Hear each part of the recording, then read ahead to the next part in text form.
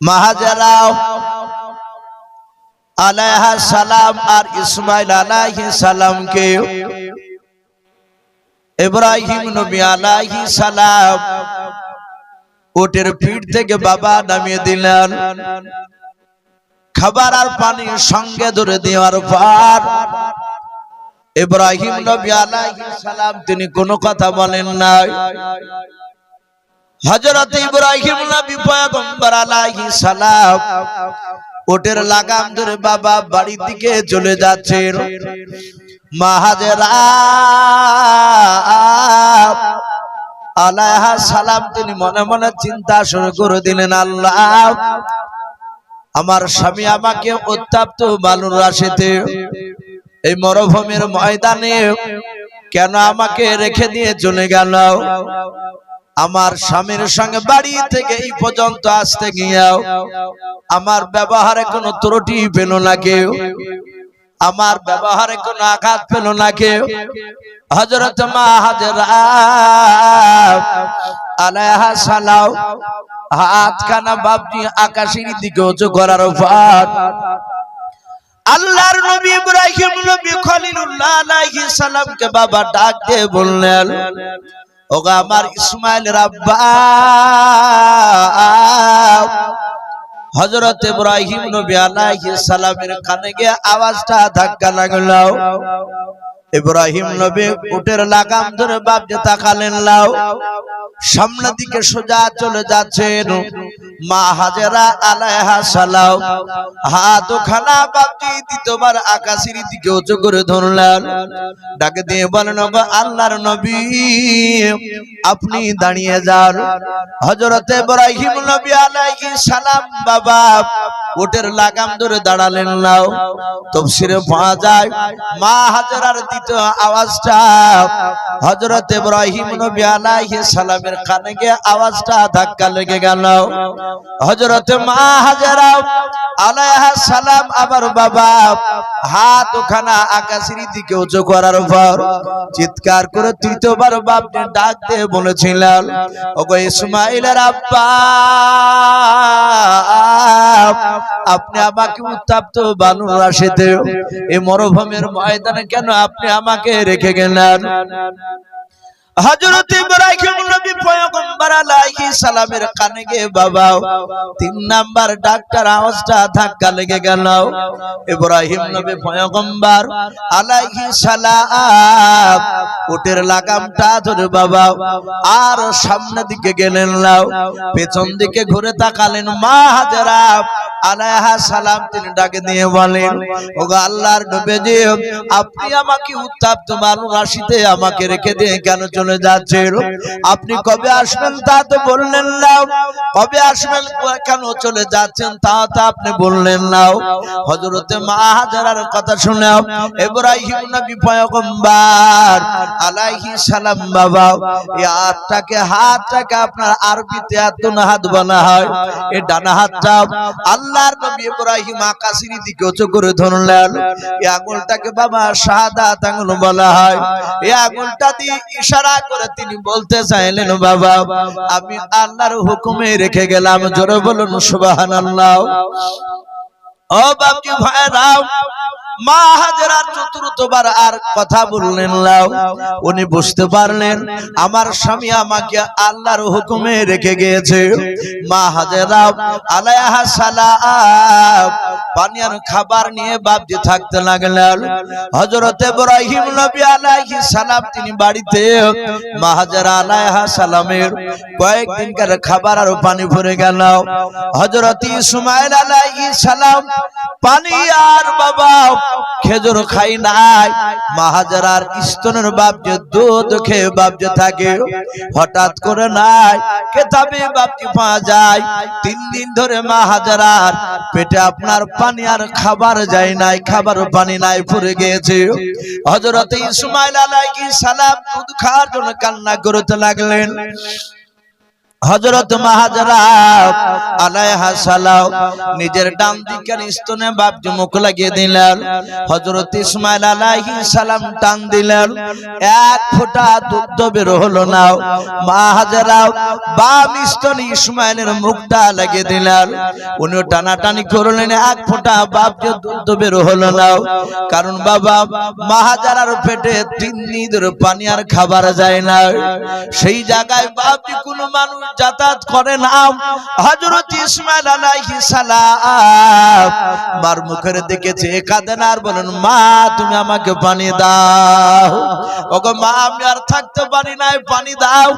মা হাজেরা চামড়ার মশকটা নিংড়ে দেখে বলেন, বাবা এই চামড়ার মশকে এক ফোঁটা পানি নাই রে বাবা, আমি পানি কোথায় পাবো? হযরত মা হাজেরা আলাইহা সালাম নিজের বাবা জিভটা নিজের ছেলের বাপজি মুখে দিয়ে দিলেন। আমার ছেলে পিপাসিত অবস্থায় গলাটা শুকে গিয়েছে, আমার মা হাজেরা আলাইহা সালাম জিভটা বের করে দিলেন। আমার ইসমাইল বাপ নিয়ে চষলেন, বাবা এক ফোঁটা বাপ যত থতো নাই, লালা নাই, শুকে গিয়েছে। মা হাজেরা ছেলের চেহারার দিকে চেয়ে দেখেন ছেলেকে বাঁচানো সম্ভব হবে না, আমার ছেলে মনে হয় মারা যাবে।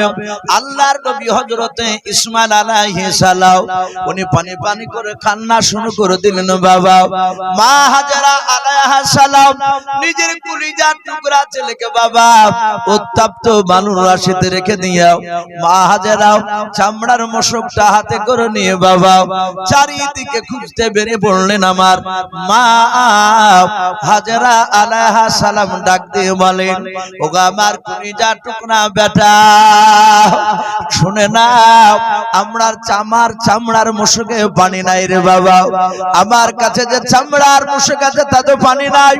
দেখি বাবা তুই বস, গোটা এলাকায় এই ময়দানে মরুভূমির ময়দানে কোথাও পানি পাওয়া যায় কিনা আমি দেখে। মা হাজেরা ইসমাইলকে রেখে দিয়ে বাবা মা হাজেরা চামড়ার মশক নিয়ে বাপজি দৌড়াতে লাগলেন।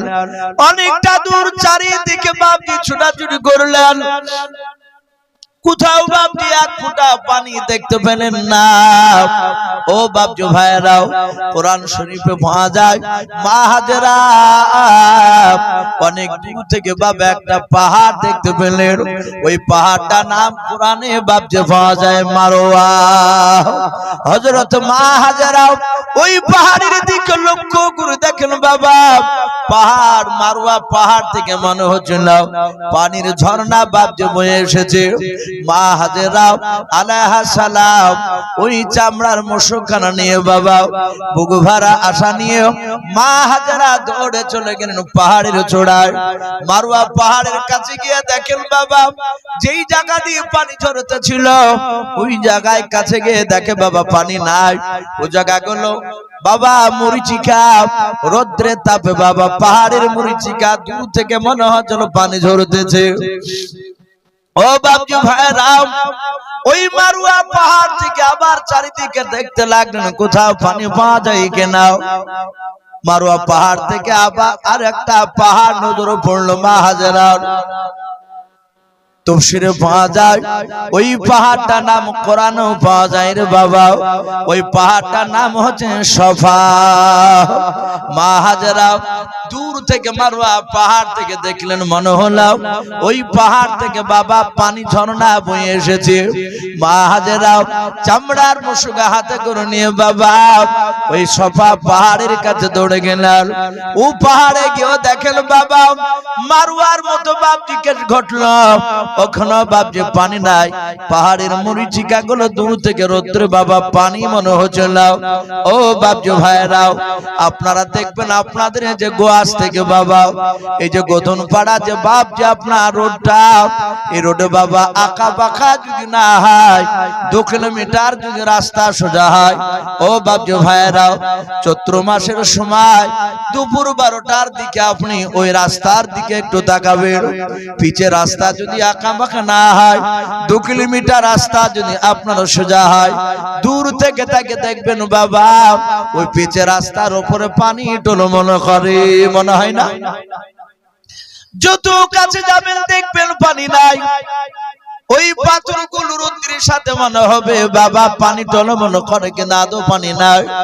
মা হাজেরাও ওই মারওয়া থেকে সফা থেকে মারওয়া আল্লাহর নবী জনাবে মুহাম্মদ রাসূলুল্লাহ সাল্লাল্লাহু তাআলা আলাইহি ওয়াসাল্লাম বলেন, আমার মা হাজেরাও ওই পাহাড় দুটো বাবা 7 বার দৌড় দিয়ে দিয়েছিলেন।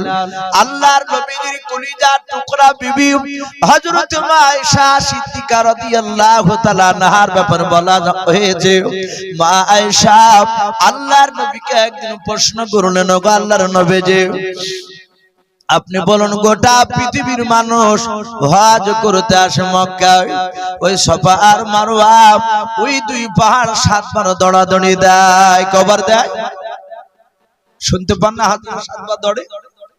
মাইশা ডাক দিয়ে বলে, নবী গো ওই পাহাড় দুটো কোন মানুষ যদি ইচ্ছাকৃত যদি 6 বার যদি দৌড় দেয়, ওগো আল্লাহর নবী যে বলুন তার হজ হবে কিনা? আল্লাহর নবী বলেন, আয়েশা ওই পাহাড় দুটো আমার মা হাজেরা 7 বার দৌড় নিয়েছিল। আয়েশা আমার মা হাজেরা ওই পাহাড় দুটো 7 বার দৌড় না দিয়ে 50 বার যদি দৌড় দিত আমার হাজেরা, ওরে আমার আয়েশা আজও সারা পৃথিবীর মানুষকে 50 বার দৌড় দেওয়া লাগতো। ওরে আমার আয়েশা শুনে নাও, কোন মানুষ ইচ্ছাকৃত যদি 6 বার দৌড় দেয়, 5 বার দৌড় দেয়, আল্লাহর নবী বলেন তার হজ পরিপূর্ণ মোকাম্মেল হবে না।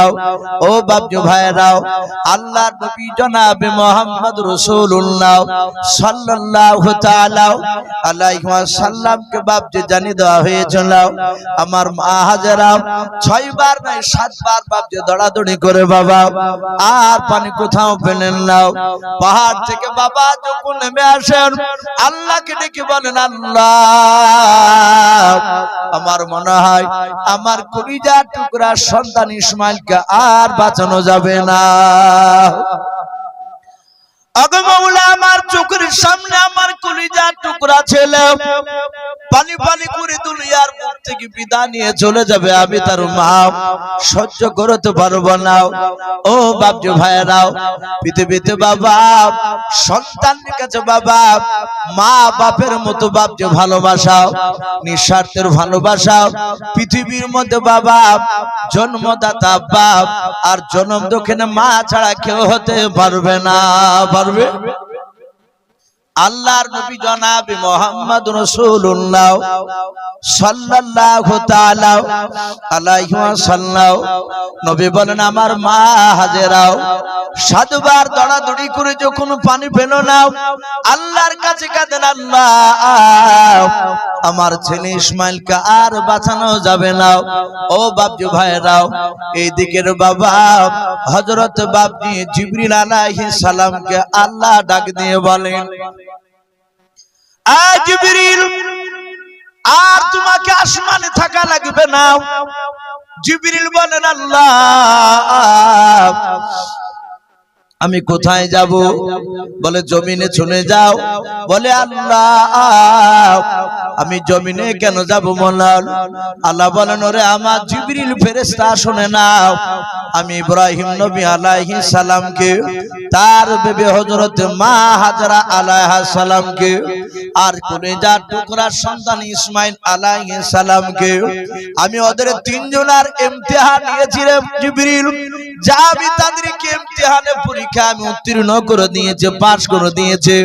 আমি 3 জনকে পানির ব্যবস্থা করে দেই নাই, আমি হাজেরাকে পানির ব্যবস্থা করে দেই নাই। ও বাপজি ভাইরা বলেন, আল্লাহ ইচ্ছা করলে পাহাড় থেকে কি পানি বের করতে পারতেন না? পারতেন না? আল্লাহ ইচ্ছা করলে পারতেন। আল্লাহ বলেন, জিবরিল যা যাও, আমি তাকে পানির ব্যবস্থা করে দিই না। আমার ইসমাইল আলাইহিস সালাম পানি পানি করে কান্না করেছে। ওরে আমার জিবরিল, আমি তোমাকে 1 নাই 2 নাই, তোমাকে 600 খানা ডানা দিয়েছে। বলুন সুবহানাল্লাহ।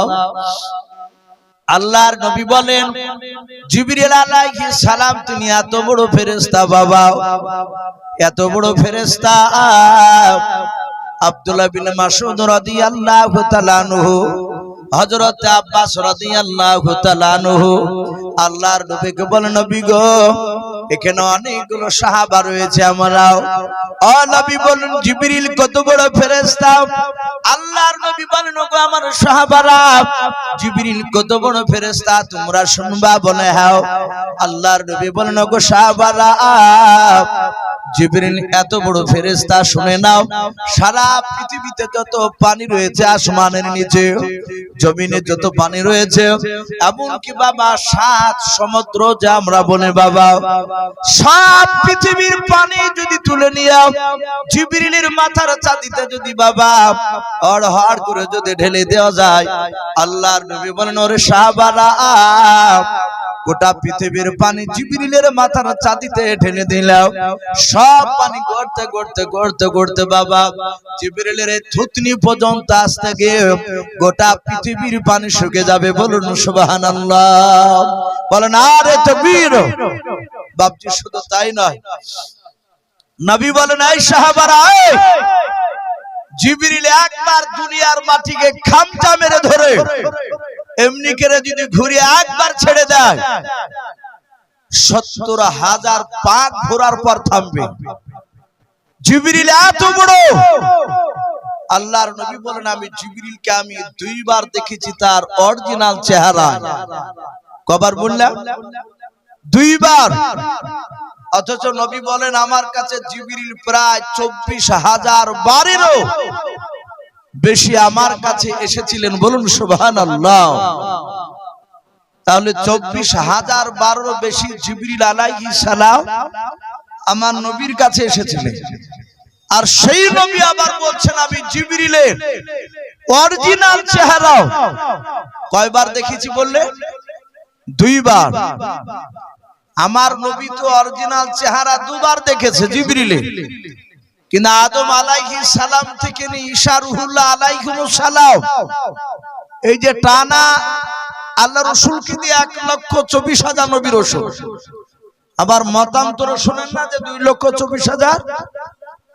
এই এতগুলো নবী রাসূলের মধ্যে থেকে শুধু একটাই নবী জিবরিলের অরিজিনাল চেহারা 2 বার দেখেছিলেন, তিনি হচ্ছেন আপনার আমার নবী। বাদবাকি মুসা আলাইহিস সালাম, আদম আলাইহিস সালাম, ইদ্রিস আলাইহিস সালাম, নূহ নবী আলাইহিস সালাম, জাকারিয়া নবী আলাইহিস সালাম, হযরত শীশ নবী আলাইহিস সালাম, ঈসা নবী আলাইহিস সালাম, মুসা কালিমুল্লাহ আলাইহিস সালাম, এইভাবে যত নবী আছে তারা কেউ জিবরিলের অরিজিনাল চেহারা তারা একবারও দেখে না। কথা বুঝতে পারছেন ভাই আমার? এখন অনেক মানুষ ভাববেন তাহলে নবী 2 বার দেখেছেন আর 24,000 বার দেখেছে, ওগুলো আবার জিবরিল কিভাবে এসেছিল?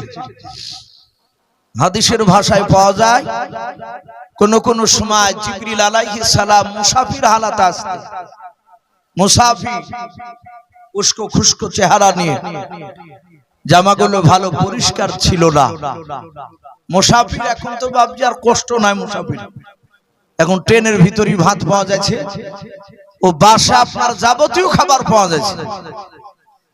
আবার অনেকে এটা শোনা যায় যে বাসে নাকি বলে বিরিয়ানিও বিক্রি হয়েছে দূরপাল্লার বাসগুলোতে, প্যাকেট করে নিয়ে উঠে পড়ছে বিক্রি করতে। আগে তো তা ছিল না বাপ।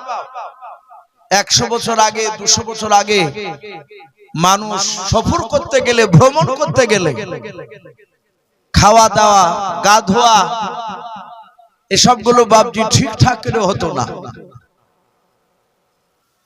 আল্লাহ রাসূল বলেছেন, মুসাফির সফর একটা জাহান্নামের টুকরা। এটা আগে ছিল, এখন আর হচ্ছে না।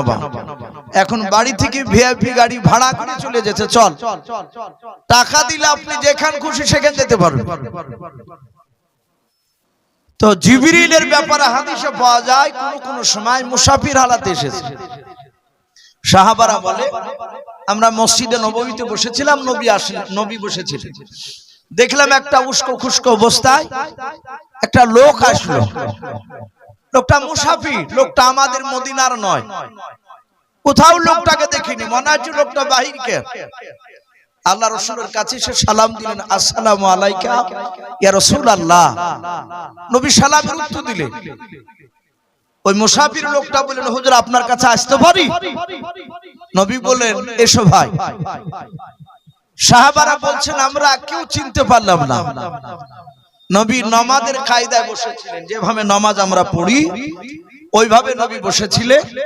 ওই মুসাফির লোকটা ঠিক নবীর সামনে এসে ওই নামাজের কায়দায় বসে পড়ল। যিনি মুসাফির তিনি তো চিনেন ইনি কে তা আল্লাহ রাসূলের হাঁটুতে হাত দিলে, পায়ে হাত দেওয়ার পরে নবীকে বললেন, ওগো নবী আপনাকে কিছু কথা জিজ্ঞাসা করব। নবী বললেন, বলুন।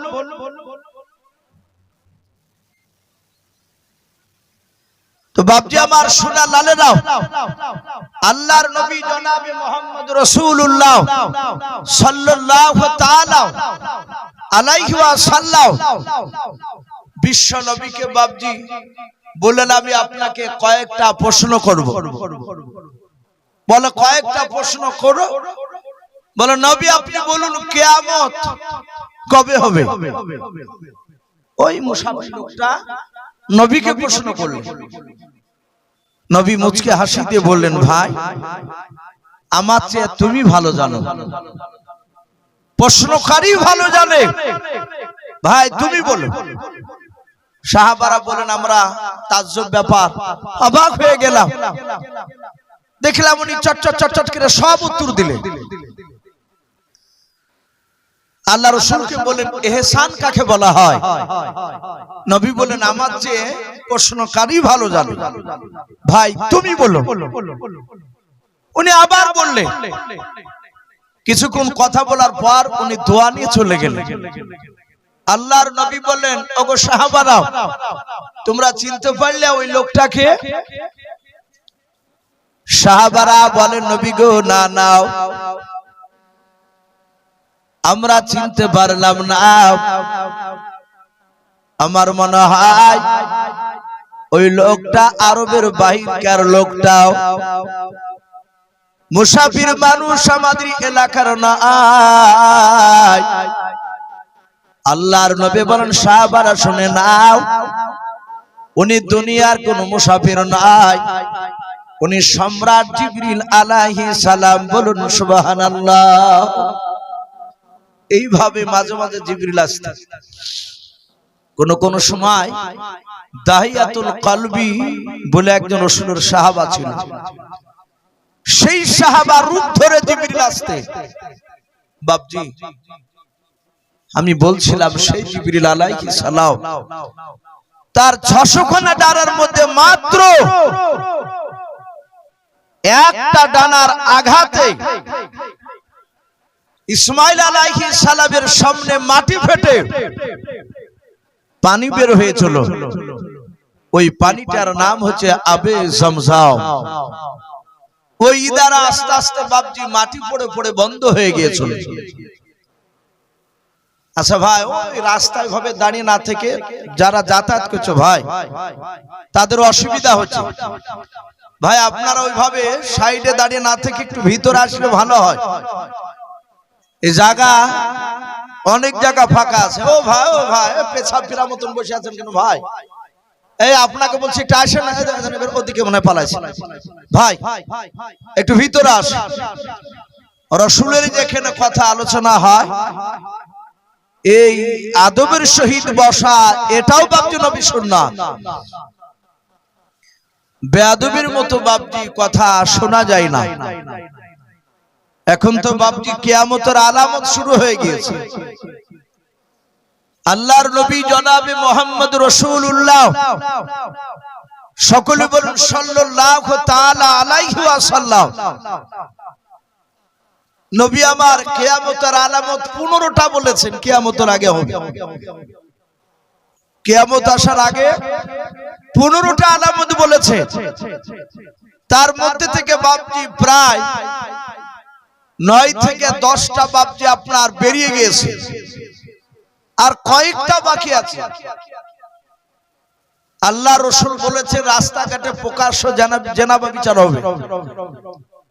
এলাকায় দেখবেন কিছু কিছু এলাকায় প্রকাশ্য বাপজি জেনা শুরু হয়ে গিয়েছে। জেনা তো অনেক রকমের আছে, হাতের জেনা, চোখের জেনা, অন্তরের জেনা, অনেক জেনা আছে। নবীর কথাগুলো প্রায় বাস্তবে পরিণত হতে চলেছে। 15টা বাপজি আপনার আলামতের মধ্যে আর একটা আলামত নবী বলেছেন কিয়ামতের বেশ কিছুদিন আগে দুনিয়ার বুক থেকে ফড়িং উঠে যাবে, দেখতে পাওয়া যাবে না। আপনারা লক্ষ্য করে আগে পাড় ধুত মানুষেরা, এখনো ধুচ্ছে পাটের শীতের সময়। আপনার পাড় ধুত আকাশে মেঘ হলে বর্ষার কালে, ছাতা হয়ে বাপজি ফড়িং উঠতো আকাশে, দেখা যেত না। বিলের ধারে পাটখটির ওপরে বাপজি সব ঘুরিয়ে বেড়ায়, উড়িয়ে বেড়ায়। এই 2 বছর থেকে, আজ থেকে বিগত 10 বছর আগে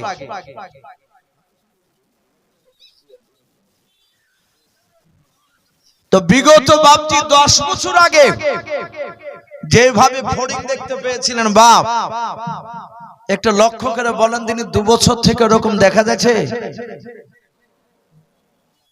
দুটি একটা।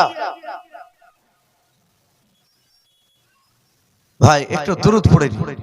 আল্লাহুম্মা সাল্লি আলা